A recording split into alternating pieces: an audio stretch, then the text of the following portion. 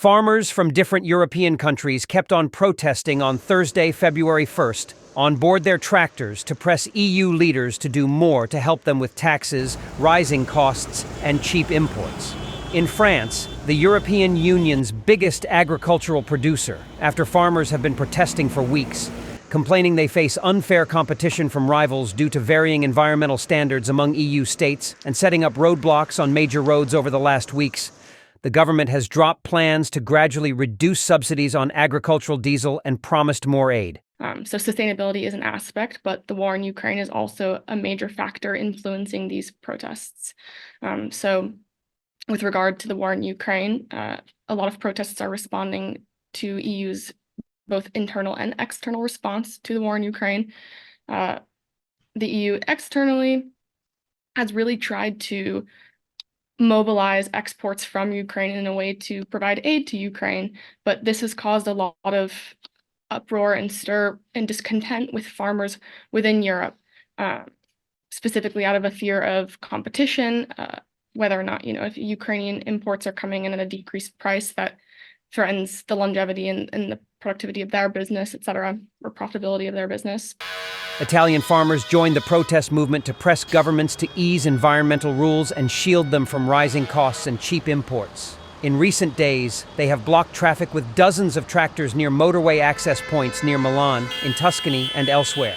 That has caused a lot of challenges for the EU and whether or not it's willing to placate or stand by, the rule of law in a sense, and whether with regards to Ukraine's now lawsuit with the World Trade Organization, et cetera. In Greece, farmers have parked tractors on the side of highways in central and northern Greece, symbolically blocking the arteries for only a short period as they stage protests.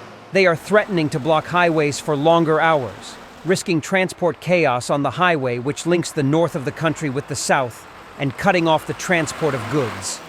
Facing high production costs and losses from floods and droughts, they are demanding an increase in state subsidies, cheaper fuel and electricity, and swifter compensation for crops and livestock destroyed by weather-related events. In Portugal, tractors roared down a highway as farmers made their way towards Spain in an attempt to block the border. Despite an agreement reached between the country's biggest agriculture confederation, CHAP, and Portugal's caretaker government, several smaller associations, feeling misrepresented, announced plans for protests. Portugal's government announced on Wednesday, January 31st, an emergency aid package worth €500 million for farmers, as it tries to avoid the kind of mass protests disrupting France and elsewhere across Europe.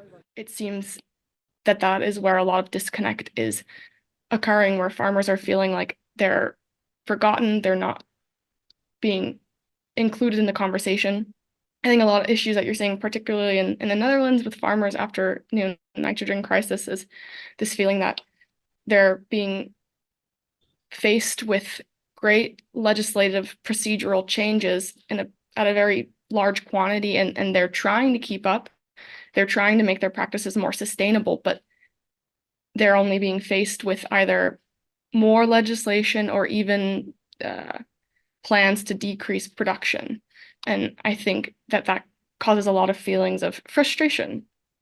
The European Commission proposed on Wednesday measures to limit agricultural imports from Ukraine and greater flexibility towards rules on fallow land in a bid to quell the anger.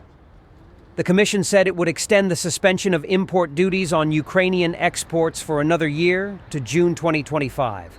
They were originally suspended in 2022 to help support Ukraine's economy following Russia's invasion.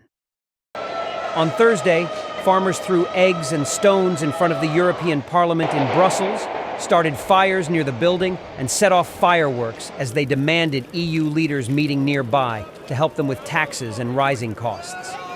Okay, first of all, we decided to come here to join with other kind of European young farmers to create a unique voice, not against, but with the cooperation of the European Parliament and the other kind of politics, because we'd like to safeguard our tradition, our farmers' moods, our quality of food, but to safeguard the majority part of this kind of situation. Imports from Ukraine, on which the EU has waived quotas and duties since Russia's February 2022 invasion, and renewed talks on concluding a trade deal with South American nations in the Mercosur bloc, have fanned farmers' discontent.